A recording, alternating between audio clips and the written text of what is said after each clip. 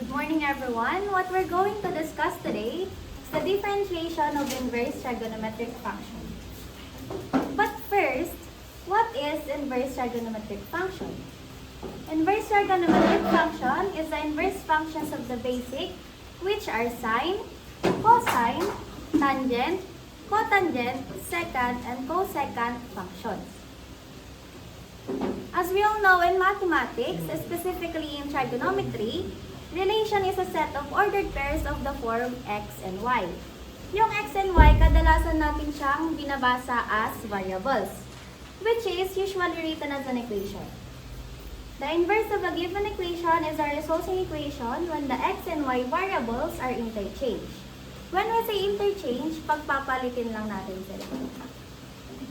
To have a better understanding, ang gagawin lang natin is pagpapalitin yung position ng variables.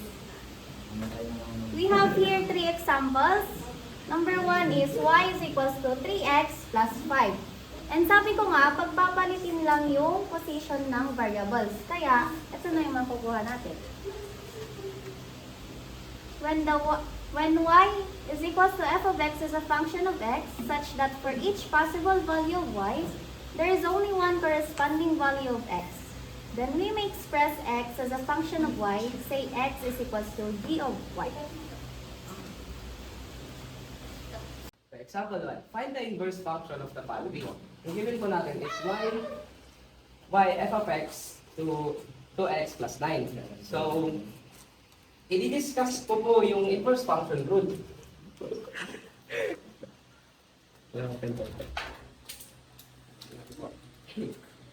Ito po yung given na gagamitin natin. F of x, so 2x plus 9. X plus 9. So, una po is pagpapalitin natin yung mga signs nila. So, x is equals to 2y plus 9. So, i-inverse na po natin siya.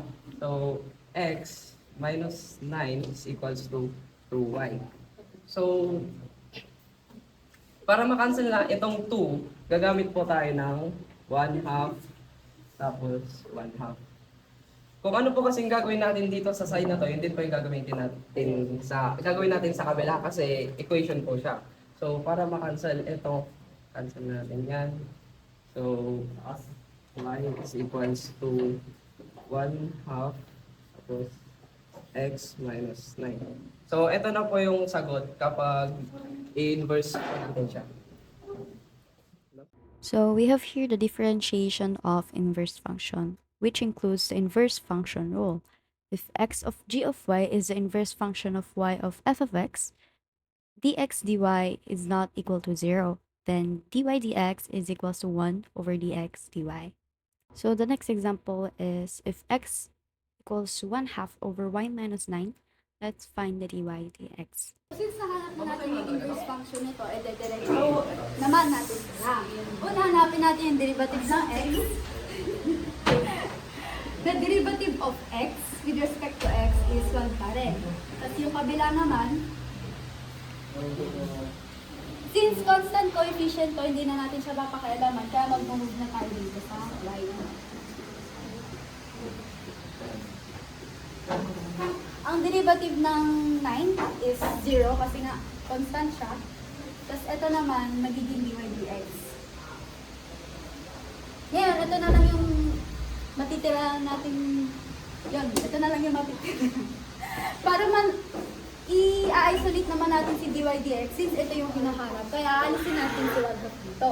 So, i-multiply natin siya both sides by 2 para makancel dito si 1/2. Kaya ang matitira sa atin is 2 equals dy dx, which is yung sagot. The example 3 is, if x equals to 1/4 times the quantity of y minus 12, find the derivative of y with respect to x. We start by eliminating the fraction in the equation by multiplying both sides by 4. This gives us 4x equals y minus 12. Next, we will add 12 to both sides to isolate y, so the equation becomes y equals 4x plus 12. Now, we have y expressed as a function of x, denoted as y is equals to fx equals 4x plus 12. To find dy over x, we differentiate the expression y equals 4x plus 12 with respect to x. Applying the differential rules, we will get dy by dx equals dx by d of 4x plus 12. By simplifying, we will get dy over dx equals to 4. Inverse trigonometric function. Each trigonometric function has inverse. Function, inverse function. All we have to do is switch the variables.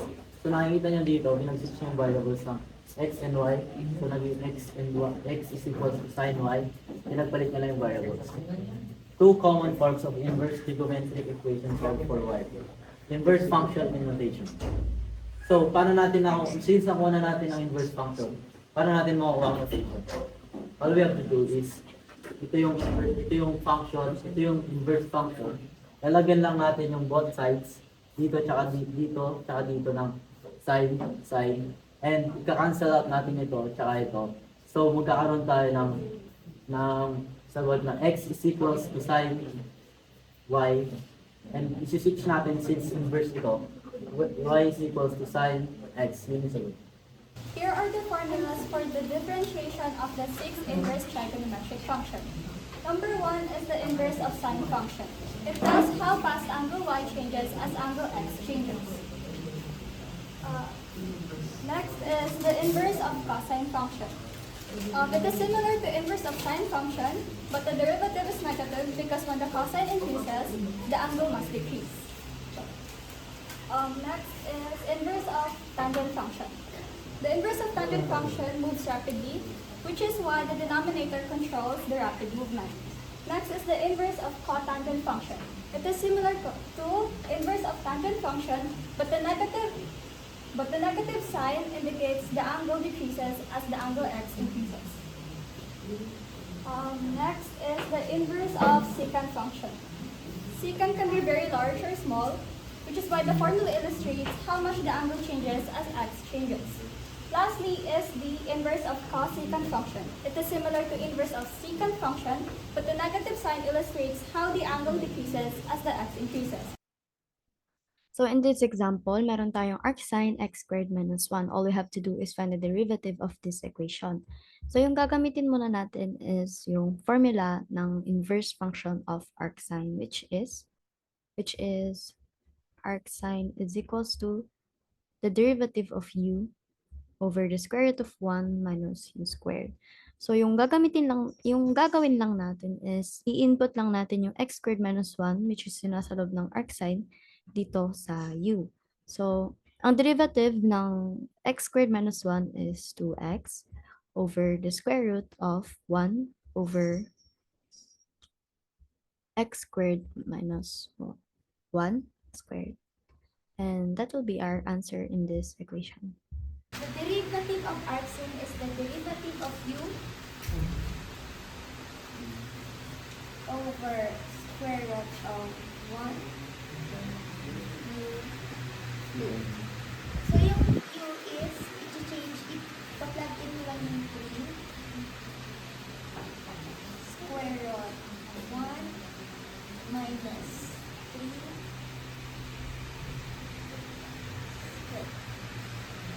So, 3